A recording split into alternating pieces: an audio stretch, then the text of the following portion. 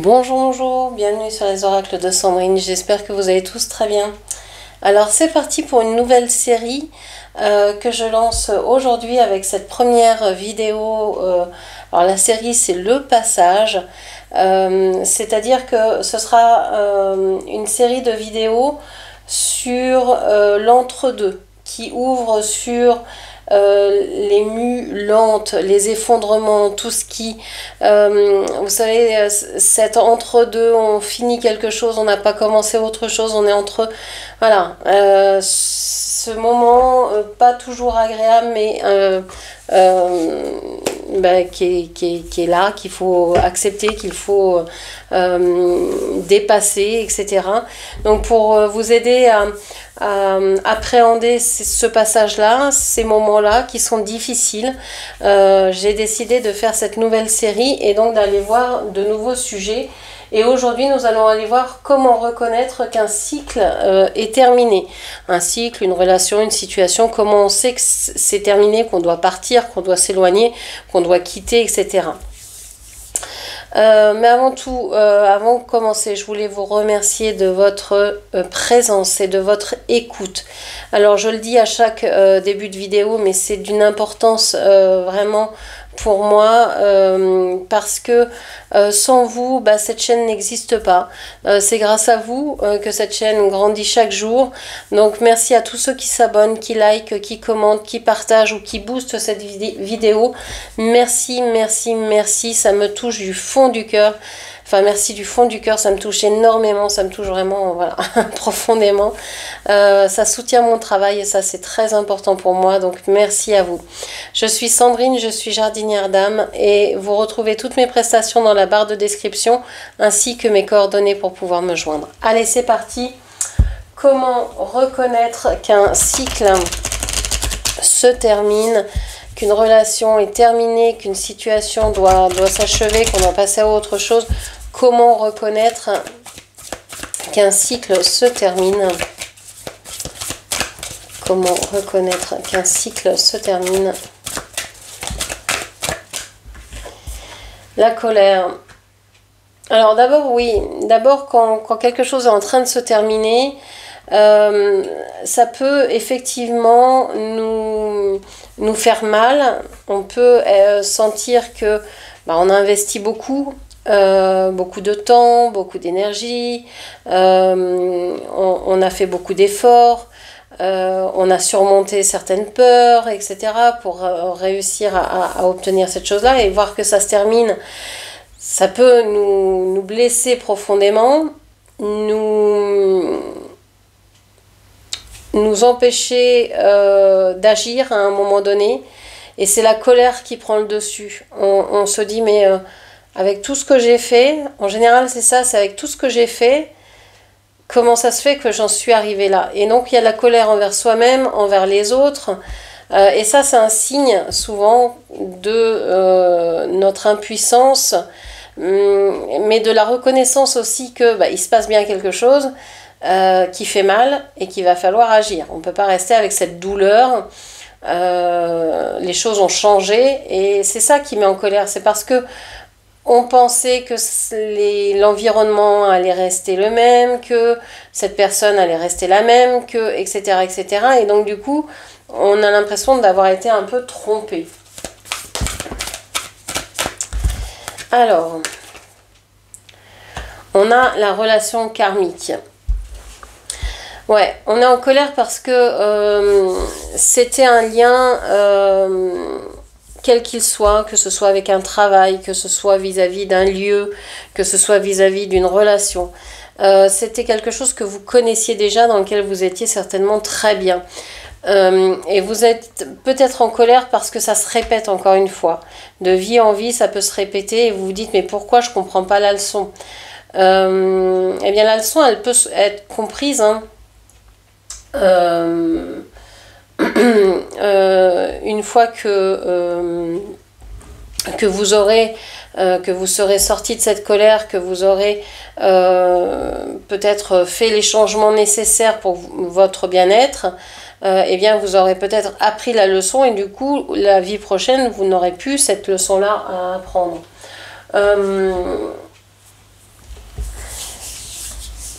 vous avez que des relations karmiques, les relations karmiques, ce sont des relations qui rentrent dans vos vies et qui sortent aussi assez rapidement. Les relations d'âme sont des relations souvent qui restent plus longtemps. Bien que avec certaines âmes sœurs ou flammes jumelles même, ça peut être juste pour vous enseigner quelque chose au passage et puis disparaître. Mais en général, les relations d'âme durent plus longtemps. Les relations karmiques sont là pour équilibrer un karma ou pour juste apprendre un enseignement. Un enseignement que vous refusez d'apprendre depuis des vies et des vies et des vies. Donc ici, on voit que le fait que ça se répète aussi dans la même vie, hein, il y a des fois vous vous dites mais pourquoi ça se passe encore comme ça dans ce travail-là alors que ça s'est déjà passé comme ça dans mon travail d'avant, etc. Voilà, c'est qu'il y a un truc à comprendre du passé, hein, quel que soit ce passé-là. Message conseil ici.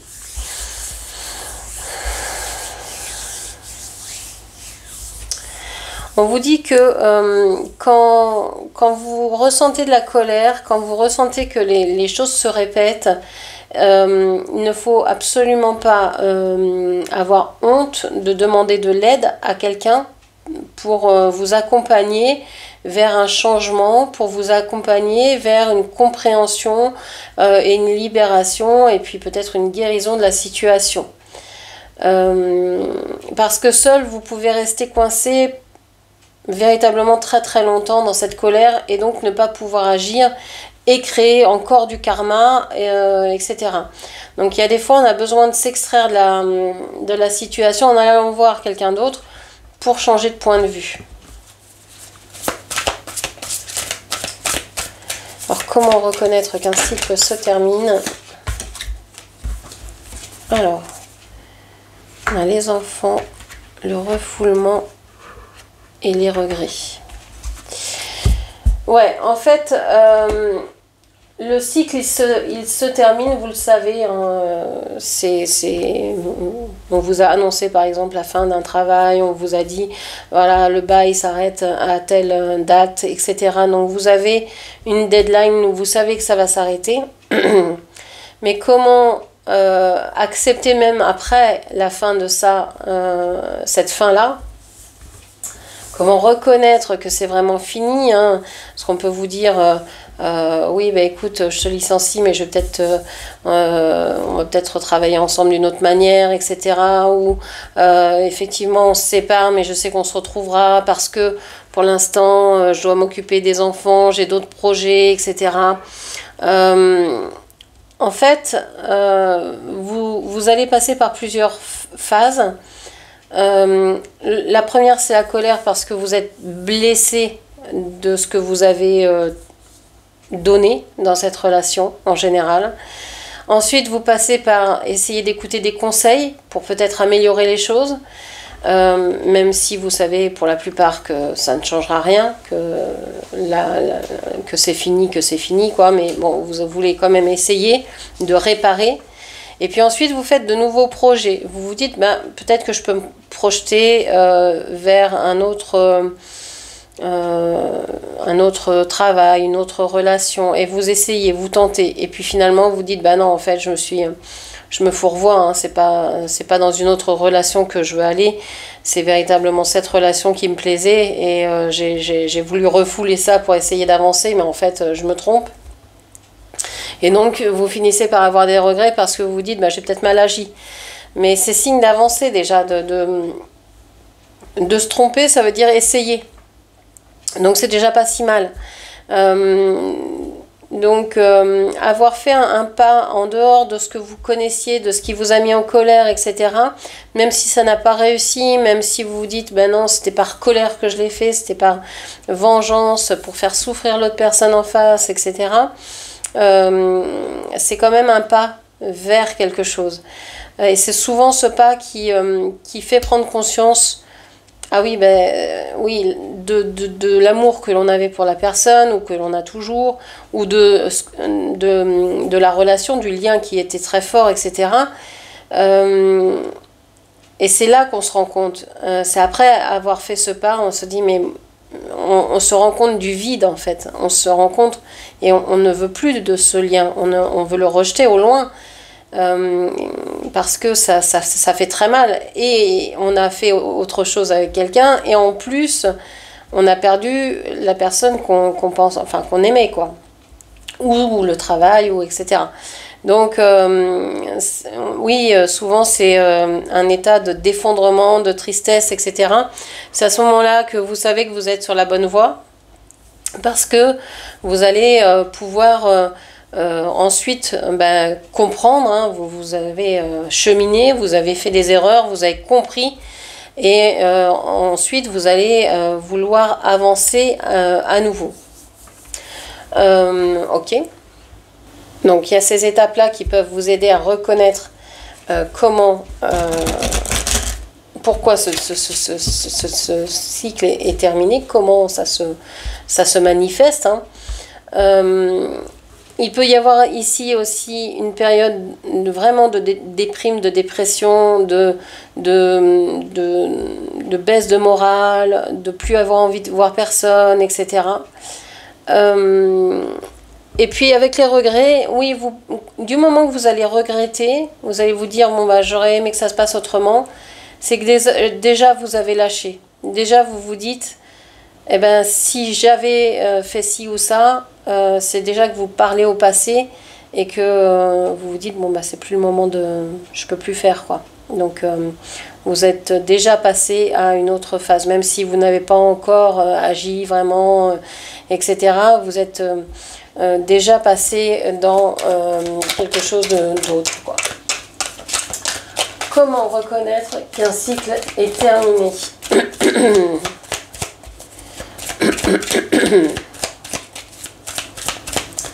Comment reconnaître qu'un cycle est terminé?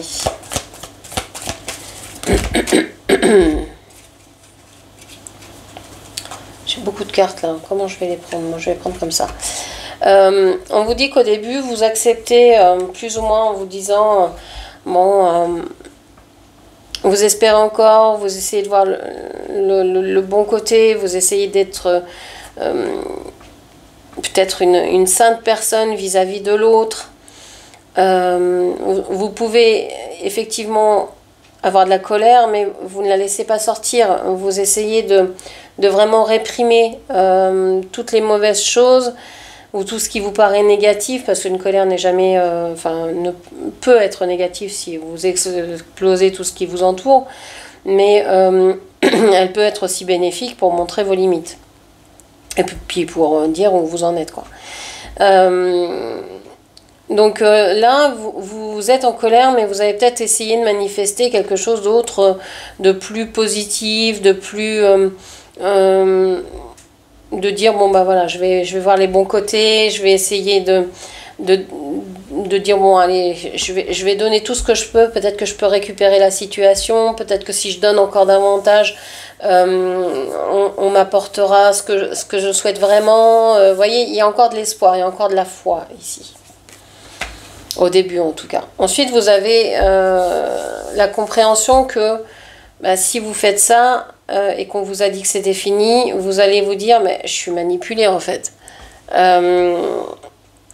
Je suis vraiment en train de me laisser avoir par cette personne, par cette situation, parce que je donne alors que je sais que ça va se finir et qu'ils ne vont pas me redonner ce que j'ai donné moi.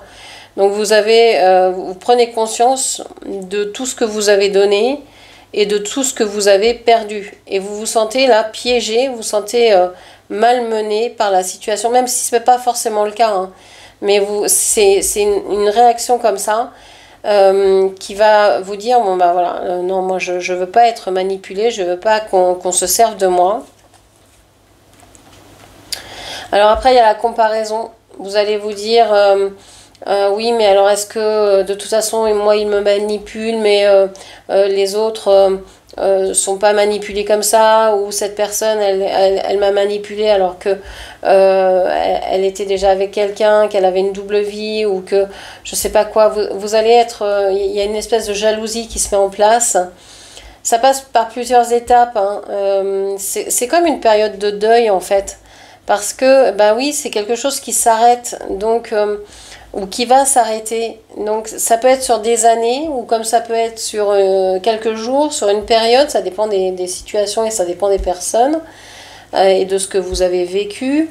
Donc vous avez plusieurs étapes à franchir pour réussir à comprendre que ben oui, vous avez été dans cette situation, dans cette relation, et que s'en détacher, c'est pas facile parce que ben, vous avez vécu peut-être plusieurs années ensemble, que ce soit pour le travail, vous avez peut-être été pendant 10 ans dans la même entreprise, ben, vous avez créé des liens avec les collègues, vous aviez des habitudes, vous aimiez rire de certaines choses avec certaines personnes, etc. Enfin, bref, il y a des liens qui se sont créés. Et vous vous dites, ma mince, si je quitte cette personne ou cette activité ou ce lieu, je perds tous ces liens aussi. Et c'est ça le plus souvent qui est dramatique, c'est que c'est pas qu'une seule personne que vous quittez, mais c'est un nombre. Pensiez avoir les amis, être ami avec quelqu'un, mais en fait c'était les amis du couple, par exemple, ou c'était les amis du travail, et en dehors du travail, bah, vous n'avez pas forcément grand-chose à vous dire. Donc ouais, bah, vous dites ouais, je vais peut-être repartir avec des sous, si on arrive à vendre la maison, si on arrive à divorcer, si on arrive à vendre ce qu'on a en commun, si j'arrive à gagner ce procès, si je sais pas, si il y a un remaniement au niveau du personnel, je vais peut-être avoir des primes, etc. Donc ça c'est plutôt positif, mais est-ce que ça remplace ce que vous aviez avant? Ben non. Donc voilà, vous avez une pseudo-récompense matérielle, financière, bien-être peut-être aussi, hein, parce que bah, peut-être que si vous ne travaillez pas, vous n'avez plus besoin de vous lever le matin, vous étiez fatigué, ça tombe bien, vous allez pouvoir vous reposer. Enfin, il peut y avoir quand même des points positifs, on va dire, momentanés. Mais on vous dit que rapidement, bah, voilà, ça dure pas, hein. Vous vous faites rattraper par... En fait, vous voulez aller trop vite. Vous voulez peut-être récupérer, ranimer une flamme, ranimer quelque chose. Et en fait, on ne vous prend pas au sérieux dans cette histoire-là. On vous a dit que c'était terminé. On vous a... ou alors, on vous l'a fait comprendre. Ou alors, bon, peu importe, mais... et de vouloir ranimer la flamme, l'autre on vous prend pour quelqu'un de pas sérieux. Si vous avez fait tout ce que vous avez fait, c'est-à-dire prier, visualiser, donner, si vous avez peut-être activé tous les liens que vous aviez en commun pour pouvoir agir sur la relation, je sais pas quoi, etc. Il y a un moment, faut lâcher l'affaire. C'est ce qu'on vous dit. Si vous lâchez pas l'affaire, bah, du coup, vous allez vous brûler de passion qui s'éteint, quoi.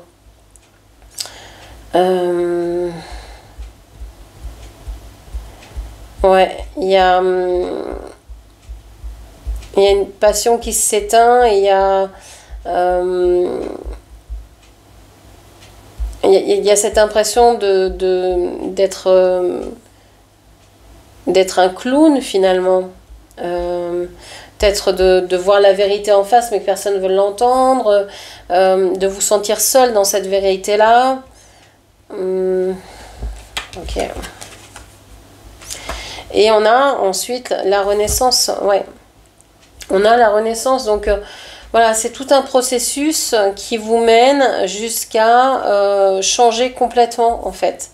Avant, vous pouviez être quelqu'un, je sais pas, d'impatiente, de passionnée, d'extravagante, etc. Et suite à cet épisode-là, vous allez être beaucoup plus prudente. Vous allez être beaucoup plus lente à vous décider. Vous allez être peut-être adaptable, mais vous allez faire attention à où vous mettez les pieds. Donc en fait, cette épreuve vous montre aussi de grands enseignements. Donc vous voyez, il y a plusieurs étapes à franchir avant de comprendre que c'est vraiment terminé. Et vous comprenez que c'est vraiment terminé quand vous avez su tirer des leçons de ce que vous avez vécu, que vous n'êtes plus dans la colère et que vous avez su redémarrer quelque chose. C'est-à-dire si c'est d'un travail que l'on parle ici, c'est peut-être d'avoir repris un travail et de ne plus avoir de haine contre vos anciens employeurs, par exemple. Ou si il s'agit d'une relation, bah, c'est d'être en paix avec, ça ne veut pas dire d'excuser, etc. Ça veut dire d'être en paix avec ce qui s'est passé. Vous avez fait tout ce que vous avez pu et c'est d'être en paix avec ça. Ok, qu'est-ce que l'on vous dit encore? La force, le 2 d'épée, le 2 de bâton.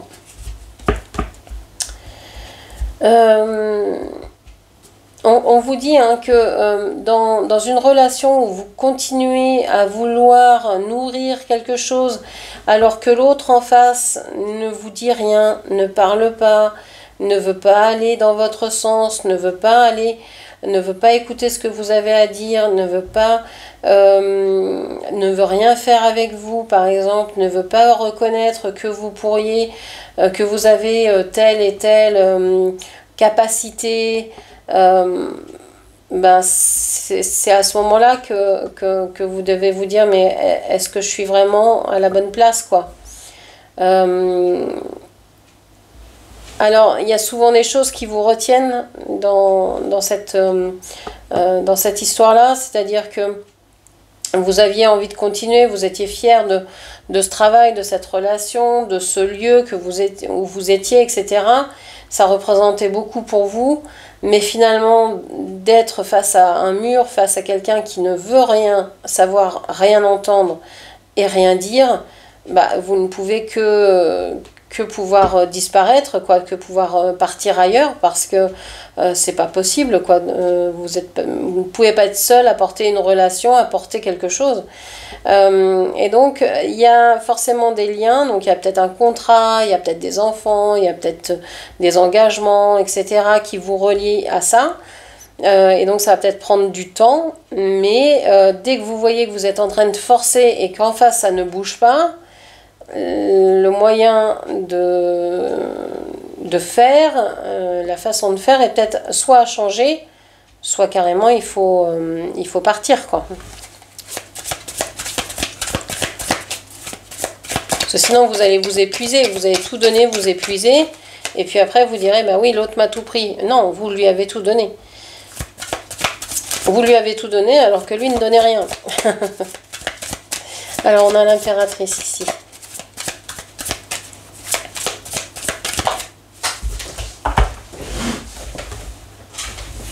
On a l'impératrice, on a le 2 de coupe.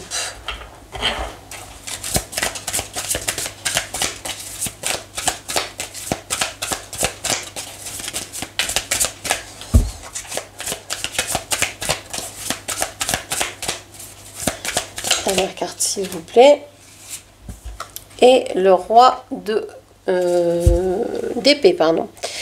On vous dit ici que en fait, vous voyez, le 2 d'épée ici se transforme en 2 de coupe là. C'est-à-dire que vous savez qu'une situation doit se terminer quand vous êtes toujours en train de vouloir forcer les choses, en train de vouloir être reconnu, d'être vu, d'être entendu, de vouloir discuter, de vouloir parlementer, et qu'en face, il n'y a aucune réaction. À ce moment-là, vous pouvez vous dire, il faut que je change, ou il faut que je parte, que je quitte. On vous dit ici que, effectivement, ce genre de situation vous permet de reprendre votre pouvoir et de vous dire, c'est ça que je ne veux plus. Je ne veux plus jamais être en face d'une personne qui m'ignore, quel que soit le domaine. Je ne veux plus de ça. Je veux une personne qui m'écoute, avec qui je peux partager, avec qui je peux, qui peut me comprendre sans forcément parler, par juste la même passion qui nous anime, par le fait de se reconnaître, d'être ensemble. Vous recherchez ici votre famille d'âme en fait. Et vous allez être beaucoup plus vigilante à garder ce qui est important pour vous, à le montrer, à montrer vos limites, à montrer ce que vous voulez, ce que vous aimez par la suite en fait. Vous serez beaucoup plus dans la maîtrise parce que vous saurez aussi être indépendante, autonome, vous n'aurez plus besoin de l'autre. Là, il y avait vraiment, je force le lien, je force le truc, j'ai envie qu'on me reconnaisse, j'ai envie qu'on me voit. Là, non, vous savez qui vous êtes et vous savez ce que vous apportez à cette relation, à cet employeur, à ce lieu. Quand vous arrivez dans un village par exemple, bah, c'est pareil, vous apportez vos savoir-faire, vos capacités, c'est hyper important. Et ici, bah oui, ce qui va faire la différence, c'est le cœur en fait. C'est-à-dire que vous allez suivre votre cœur. En fait, vous êtes quelqu'un de bon et dans cette situation-là, c'est l'émotionnel qui prend le dessus, évidemment, et vous allez apprendre à gérer vos émotions. C'est-à-dire que là, vous vouliez être aimé à tout prix, maintenant vous vous aimez avant tout. Et ça change tout. Ça change que les personnes, elles n'ont plus à vous donner quoi que ce soit,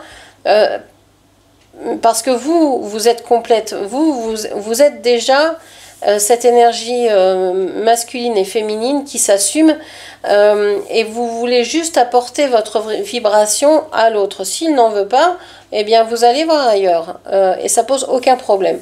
Donc voilà, il y a vraiment une compréhension et un changement grâce à cette situation-là.